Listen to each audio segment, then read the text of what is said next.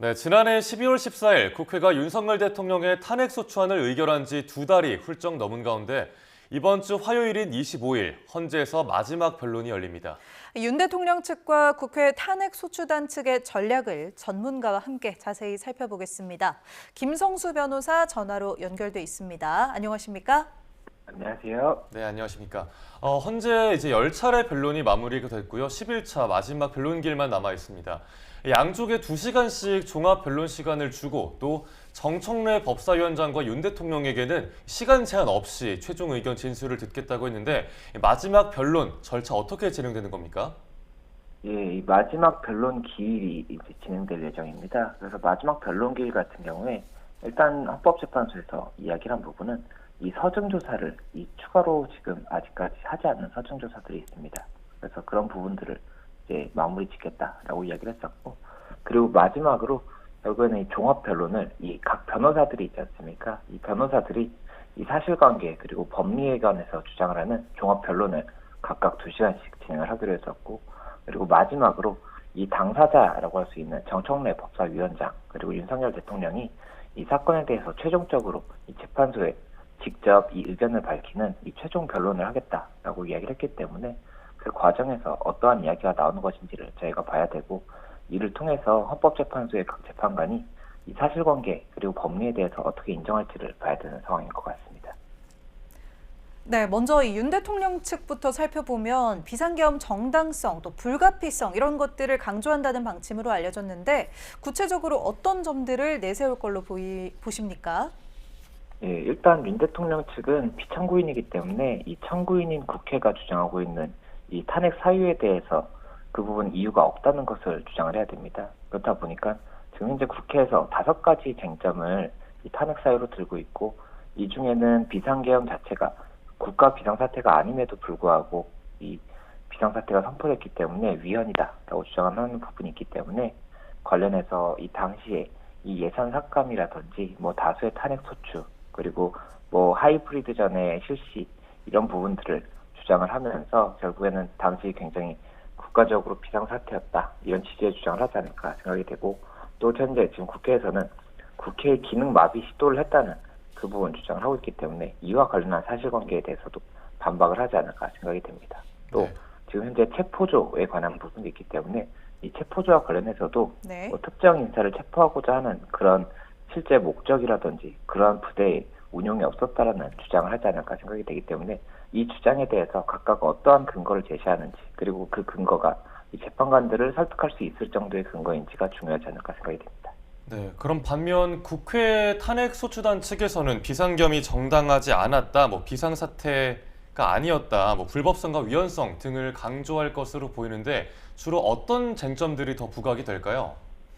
예, 말씀드렸던 것처럼 국회 측에서는 지금 현재 5가지 탄핵 사유를 들고 있고, 이것을 설명을 드리면 일단은 비상계엄 선포와 관련해서 비상계엄의 요건인 국가 비상사태가 아니었다는 것이 하나가 있는 것이고, 또 하나가 절차적으로 국무회의 심의를 거쳤어야 하는데 그 부분은 거치지 않았다는 것이 한 가지가 있습니다. 그리고 국회 기능마비 시도라는 것이 국회 당시에 해제 의결이 있을 때 군과 경찰이 출동을 했던 부분이 국회의원의 이런 해제 의결을 막기 위한 것이었다라는 주장을 하고 있고, 또 이 포고령, 저희가 받아봤던 포고령 자체가 이 정치적으로 어떠한 뭐 위반 부분이 된다라는 것이 하나가 있습니다. 그리고 이 마지막으로 이 특정인에 대한 체포 지시 자체도 결국에는 여러 가지 헌법의 위반 소지가 있기 때문에 이런 부분들에 대해서 각각의 사실관계를 주장하고 그것을 뒷받침하는 뭐 근거들, 증거들 이런 것들을 이제 제시를 하게 됩니다.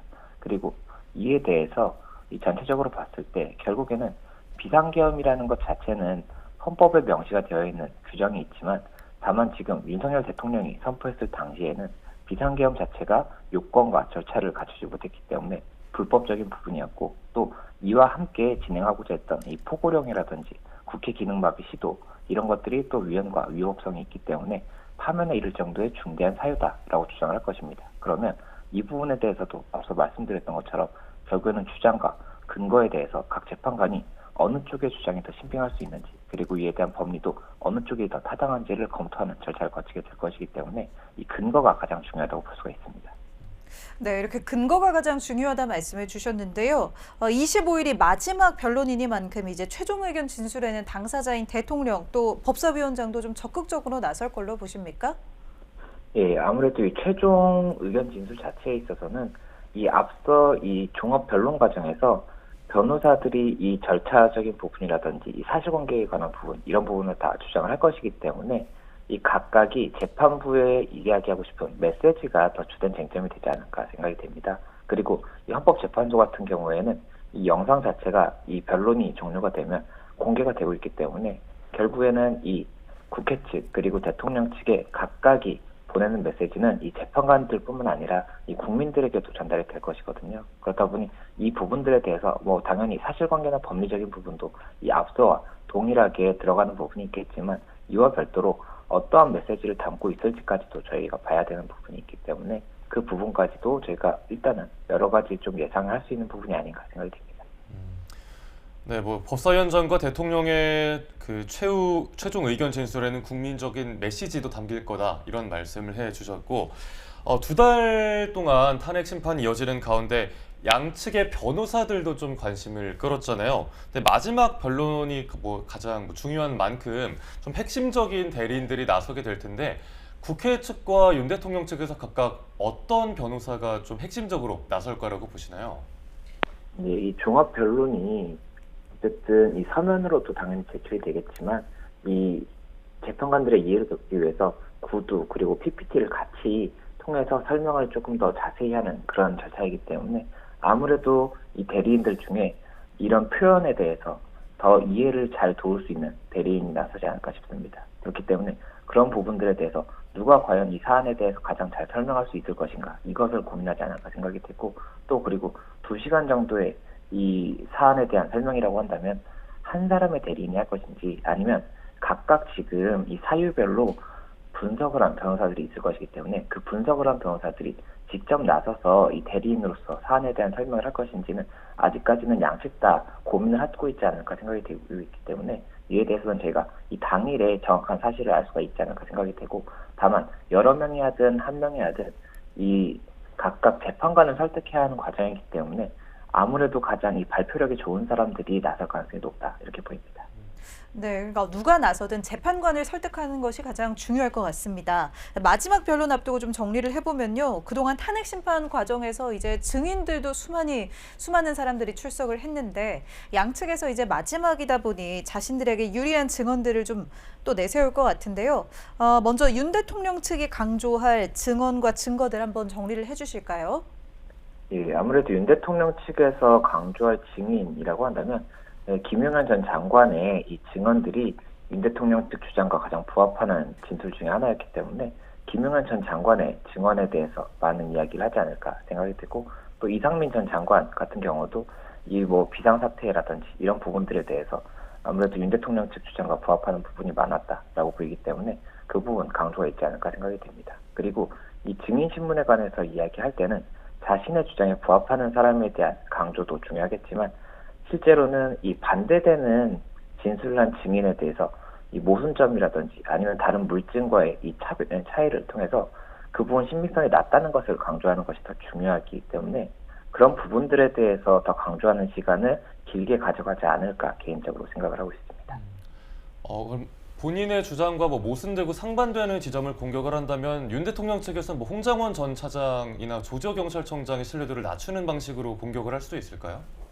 예, 아무래도 지금 현재 가장 중요한 사실관계라고 본다면 국회 해제 의결을 막고자 하였는지 그리고 세포조가 실제 이제 운용된 것이 사실인지 이것이라고 볼 수가 있는데 이 조지호 청장이라든지 뭐 지금 현재 여러 군 사령관들에 대해서 그 답변 내용 중에 윤 대통령 측이 주장하는 것과 배치되는 뭐 군 해제 의결을 이제 하고자 하는 그런 시도가 있었다는 증언이라든지 세포조 운영과 관련해서 실제 지시가 있었다는 이런 이야기들이 나오고 있지 않습니까? 그렇다면 그 부분들에 대해서 일단 증언의 신빙성을 낮추지 않는다라고 한다면 해당 사실관계에 관해서 국회 측이 주장하는 사실관계가 인정될 수가 있기 때문에 그 부분 관련 아무래도 모순점이라든지 이런 것들을 최대한 강조해서 진술의 신빙성을 낮추는 것이 윤 대통령 측에서는 중요한 부분이라고 볼 수가 있어서 이 종합 변론에서 이 부분에 대해서 길게 설명을 할 것인지 아니면은 서면을 통해서 재판관들에게 이 부분에 대해서 구체적으로 설명할 것인지 이런 부분이 쟁점이 되지 않을까 생각이 되고 개인적으로는 이 영상으로도 이 부분이 이 국민들에게 보여지는 만큼 이 진술 모순점 이런 부분들에 대해서도 최대한 영상으로 그리고 뭐 여러 가지 구두로 이야기를 통해서 그 부분 신빙성을 낮추는 이런 부분이 있다라는 것을 설명하려고 하지 않을까 이렇게 예상을 하고 있습니다. 네, 이렇게 증인들의 진술의 신빙성을 낮추는 전략 좀 예상을 해봤고요. 그렇다면 이번에는 탄핵 인용을 위해서 이제 국회 소추단 측에서 강조할 증언이나 증거들 어떤 게 있을지 또 이어서 정리해 주실까요? 예, 국회 같은 경우에도 동일한 전략이라고 볼 수가 있습니다. 일단 자신들이 주장하는 사실관계에 부합하는 증인들의 증언에 대해서 강조를 하는 절차를 거칠 것이고 또 그리고 반대되는 이 증언들에 대해서는 신빙성이 낮다는 것을 여러 가지 근거들을 통해서 제시하는 그런 과정을 거칠 것입니다. 그리고 윤 대통령 측도 그리고 국회 측도 지금 현재 증인신문에서는 나오지 않았던 여러 가지 증거들이 지금 현재 법정에 제출되어 있고 이것들을 각 당사자들도 받아보고 있습니다. 그렇기 때문에 그 자료들 중에서 본인들에게 유리하다고 보이는 이 증거들까지도 같이 증거로 제시하면서 이에 대한 주장도 펼쳐나갈 수가 있기 때문에 이 부분까지도 저희가 봐야 되는 부분이고 아직까지 보도가 되지 않았던 이런 내용들에 대해서 혹시 새로운 사실관계가 나타난다고 한다면 이것에 대해서 또 여러 가지 판단의 변수가 될 수 있기 때문에 이 부분까지도 저희가 보면 좋을 것 같습니다. 네. 그런데 탄핵 심판에 나왔던 증인들 가운데 뭐 이진우, 여인영 전 사령관 또 조지호 경찰청장 등은 뭐 형사 재판이 진행 중인 것을 이유로 좀 들면서 증언을 대체로 거부하는 모습을 보였잖아요.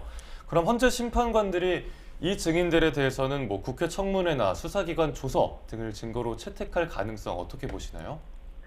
예, 일단 현재에서 조서에 대해서는 증거로서의 증거 능력을 인정한 것으로 보입니다. 그렇기 때문에 이 증거 능력이 있다라고 한다면 판단의 근거로 삼을 수는 있는데 다만 거기에 기재된 내용이 이 다른 사실관계, 이 다른 물증이라든지 다른 증인들의 증언 이런 것들과 배치된다라고 한다면 이에 대해서는 선별적으로 신뢰할 수 있는 부분에 대해서만 증거로서 사용을 검토할 것이라고 생각이 되고 그렇기 때문에 일단은 뭐 여러 가지 상황을 볼 것으로 보입니다. 그리고 지금 뭐 이진호 사령관 그리고 뭐 여인영 사령관 같은 경우에는 증언을 거부하면서 이 본인의 형사사건에서 다툴 부분이 있다라고 이야기를 했는데 그렇다라고 한다면 이것이 조서의 내용을 전부 그대로 인정한 것이라고 볼 수 있는지에 대해서도 아무래도 재판관들이 고민할 수밖에 없지 않을까 생각이 되고 이 반대로 조지호 청장 같은 경우에도 이 조서에 기재된 내용이 그대로 기재되었다는 취지로 답변을 하였는데 이에 대해서는 형사적으로 다툴 부분이 있다라고 이야기했는지가 명확하지 않은 부분이 있기 때문에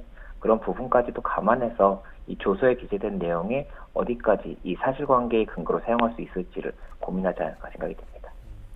네, 이와 관련해서 또 검찰이 내란 중요 임무 종사 혐의로 기소된 김용현 전 국방부 장관의 수사 기록을 헌재에 보낸 것에 반발해서 김 전 장관 측이 집행 정지 신청을 냈지만 법원에서 각하됐습니다.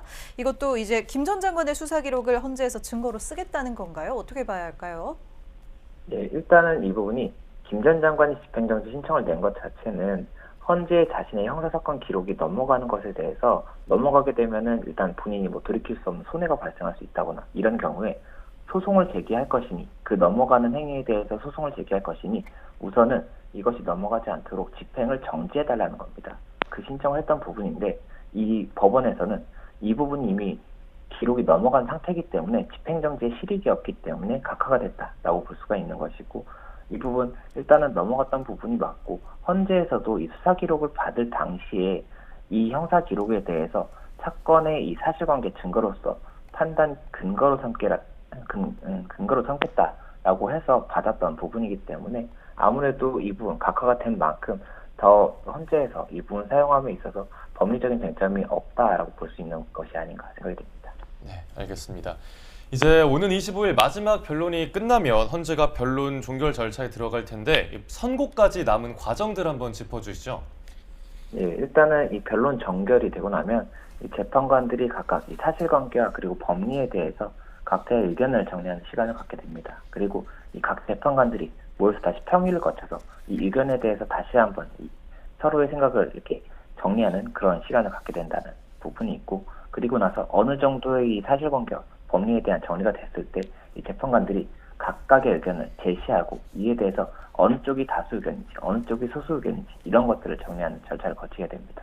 그리고 그 부분들에 대해서 각 재판관의 의견이 확정이 되면 스스로 각각 확정이 되면 이것을 이제 결정문에 기재를 하고 실제 선고를 하게 되는 그런 절차를 거치게 되기 때문에 일단 이 절차가 어느 정도의 시간이 걸릴지에 따라서 선고일이 예상이 될 수 있는 그런 부분이어서 아마 종결을 한 다음에 선고일을 지정을 하지 않고 이 추후 선고일을 지정하는 이 방식으로 진행되지 않을까 생각이 되는 부분이 있고 다만 지금 여러 가지로 과거의 탄핵 사건과는 조금 절차적으로 또 다른 부분이 있는 것이 있기 때문에 이번 재판소에서는 이 부분 선고 기일까지도 명확하게 지정을 한 다음에 선고를 진행할 가능성도 배제하기는 어려울 것 같습니다. 네, 이렇게 탄핵 심판 선고까지 거치게 될 과정 짚어봤습니다. 탄핵 심판에 이어서 치열한 법적 공방을 벌일 것으로 보이는 윤석열 대통령의 내란 혐의 재판도 본격 시작이 됐습니다. 윤 대통령 측 이제 내란 혐의 재판 이야기를 좀 해보면 검찰의 공소 자체가 잘못됐다 이렇게 주장을 하고 있죠. 예, 맞습니다. 윤 대통령 측에서는 지금 현재 이 검찰에서 주장하고 있는 내란 혐의 자체가 내란이 아니라는 것, 결국에는 이 혐의 자체를 부인하고 있는 그런 부분에 대한 주장을 펼치고 있습니다. 그리고 그 주장의 핵심은 결국에는 계엄을 선포한 것 자체는 이 헌법상 그리고 계엄법상의 이 대통령의 권한을 행사한 것이고 이러한 행사는 이 고도의 통치행위이기 때문에 법적인 판단에 근거가 되지 않는다라는 주장을 펼치는 것이 아닌가 생각이 됩니다. 그렇다라고 한다면 이 검찰 측에서는 지금 현재 이 과거 대법원 판례 중에 이 고도의 통치행위인 그 계엄의 선포행위라고 하더라도 내란죄라든지 이 굉장히 중한 형의 이 죄를 범한 경우에는 이 검토의 대상이 될 수 있다는 것이 주장이 있기 때문에 판단이 있었기 때문에 이와 관련한 주장을 펼치고 있는 그런 상황이 아닐까 생각이 됩니다. 네. 반면 검찰 측에서는 뭐 준비된 증거만 7만 쪽이다라고 하면서 혐의 입증에 자신을 보이는 입장으로 보입니다. 검찰 측이 주장하는 윤 대통령이 받는 혐의도 한번 짚어주실까요?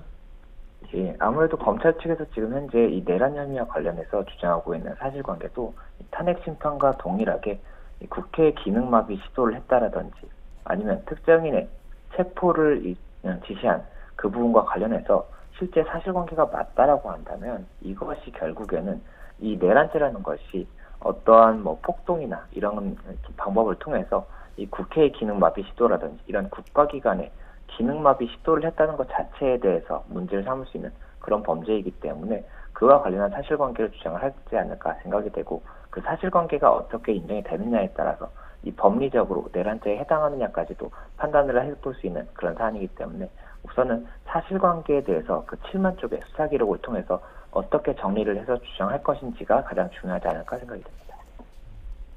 네, 지난 20일 재판에 윤 대통령이 법정에 직접 출석을 했었죠. 앞으로도 윤 대통령 직접 법정에 계속 나와서 본인을 좀 적극 변호할까요? 어떻게 보십니까?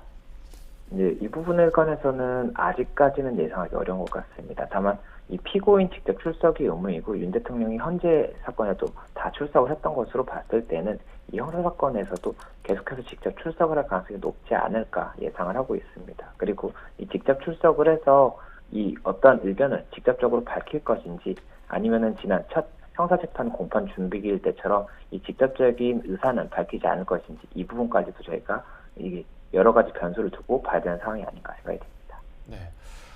탄핵 심판은 이제 종반으로 치닫고 있지만 반대로 형사 재판은 이제 막 시작된 상황이고 좀 지리한 시간이 걸릴 것으로 보입니다.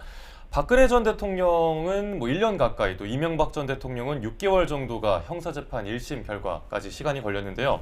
이 전 두 대통령의 사례와 비교해서 좀 뭐 조심스럽지만 윤 대통령 형사 재판 1심 선고 시점 짚어 주신다면요? 네, 1심 형사재판이 오래 소요되는 이유가 이 증인신문 기일이 오래 소요가 되기 때문입니다. 그리고 증인신문 기일이 오래 소요되는 이유는 이 형사소송 같은 경우에는 이 수사 기록 중에 조서가 있지 않습니까? 이 진술 조서에 대해서 피고인이 동의하지 않으면 해당 조서를 작성한 사람들에 대해서 다 증인신문을 진행을 해야 됩니다. 그렇다 보니까 이 대상 증인 신문이 많다라고 한다면 뭐 1년, 2년 이렇게 소요가 될 수 있는 것이어서 우선은 윤석열 대통령 측에서 어느 정도까지 이 조서에 대해서 다툴 것인지가 쟁점이 될 것으로 보이고 아직까지 지금 첫 공판 준비 기일에서는 이 부분에 대해서도 아직 기록을 받아보지 못했기 때문에 논의를 못한 상황입니다. 그래서 향후 2차 공판 준비 기일에서 어디까지 증인신문을 진행할 것인지를 보면 저희가 이 통상적으로 예상할 수 있는 기간이 좀 예상이 되지 않을까 생각이 되고, 그 조금 조심스럽지만 아무래도 조서에 대해서 전체적으로는 인정을 하지 않을 것이 예상이 되는 상황이 있기 때문에, 그렇다라고 한다면 굉장히 오랜 시간이 소요되지 않을까 이렇게 예상을 하고 있습니다. 네, 또 내란 혐의로 구속 기소된 또 다른 한 사람이 있죠. 김용현 전 국방부 장관. 법원이 김용현 전 장관의 구속 취소 청구는 받아들이지 않았는데 윤 대통령 경우와 비교한다면 어떤 결정이 좀 나올까요? 예, 우선은 구속 취소 같은 경우에는 이 형사소송법에 규정은 되어 있지만 실질적으로 그 인용 가능성이 높지 않기 때문에 실무적으로는 많이 사용을 하지 않는 그런 제도라고 볼 수가 있습니다. 그 이유가 구속 취소라는 것 자체가 구속의 사유가 없거나 구속의 사유가 소멸된 경우에 청구를 하는 것인데, 이 구속의 사유가 없다라고 한다면 구속영장 발부가 되지 않았을 가능성이 높기 때문에 이 영장 발부 단계에서부터 명확하게 하자가 있는 부분이 있는 경우에 청구를 한다라고 보시면 됩니다. 그래서 그 부분 관련 아무래도 김용현 전 장관의 경우에는 법원에서 이 구속 당시에 이 영장 발부 과정에 있어서 명확한 하자가 없다라고 판단을 했던 부분이 있고, 그렇다라고 한다면 지금 현재 윤석열 대통령도 구속 취소에 관한 청구를 한 상황인데 윤석열 대통령과 동일하게 볼 수 있는지도 쟁점이 될 것이고, 다만 지금 현재 윤석열 대통령의 경우에는 이 대리인들 그리고 변호인들을 통해서 여러 가지 법리적인 쟁점이 있다라고 이야기하고 있지 않습니까? 그래서 뭐 서부지법의 영장을 청구한 부분이라든지, 그리고 공수처가 수사 권한이 있는 것인지, 그리고 지금 현재 검찰에서 기소할 당시에 구속 기간이 도과된 것은 아닌지, 이런 부분들에 대한 쟁점이 있기 때문에 이 김용현 전 장관과 이 윤 대통령의 쟁점이 달라서 이 결과에 대해서도 아직은 뭐 여러 가지 가능성을 두고 지켜봐야 된다, 이렇게 보입니다. 네, 알겠습니다. 오늘 말씀 여기까지 듣겠습니다. 김성수 변호사와 함께 탄핵 심판, 또 윤 대통령의 형사재판 흐름까지 짚어봤습니다. 오늘 말씀 고맙습니다. 네, 고맙습니다.